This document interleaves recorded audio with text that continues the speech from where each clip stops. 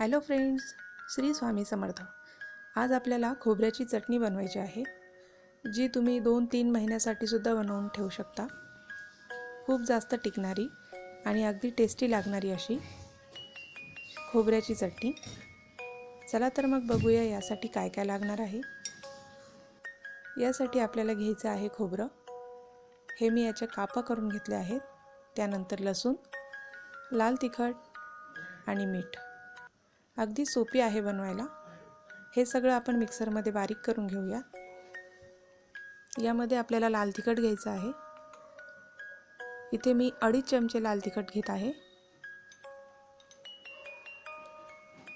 तुम्हाला वाटलं तर तुम्ही थोडं कमी पण करू शकता आणि जास्त तिखट आवडत असेल तर वाढवू शकता। त्यानंतर 1 चमचा मीठ। हे सगळं व्यवस्थित मिक्स करून दळून घ्यायचं आहे।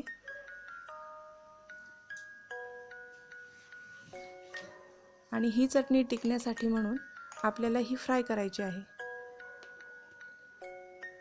यासाठी एकदम अर्धा चमचा तेल घेत आहे कढईत। तेल गरम झालं की त्यामध्ये आपण ही मिरची टाकणार आहोत।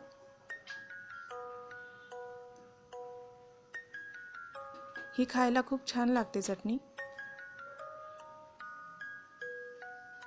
ही टाकली आहे कढईत। यामध्ये आपण गॅस मीडियम ठेवायचा आहे। आणि अजून तुम्ही माझ्या चॅनलला सबस्क्राईब केलं नसेल तर माझ्या चॅनलला सबस्क्राईब करा। रेसिपी आवडत असेल तर लाईक करा आणि शेअर करा।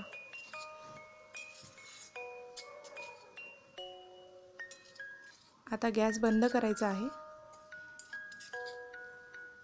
अगदी खरपूस भाजल्या जाते ही चटणी। मुळात खोबऱ्यामध्ये भरपूर तेल असतं, त्यामुळे आपण तेल कमी टाकलंय। ही आपली चटणी तयार। आता ही एका डब्यात किंवा बरणीत तुम्ही भरून ठेवू शकता। अतिशय करायला सोपी आणि खायला अगदी चटपटीत टेस्टी। नक्की करून बघा आणि रेसिपी कशी झाली आहे हे मला नक्की कळवा। पुन्हा भेटूया नव्या रेसिपीसोबत दीपालीज रेसिपीमध्ये। बाय।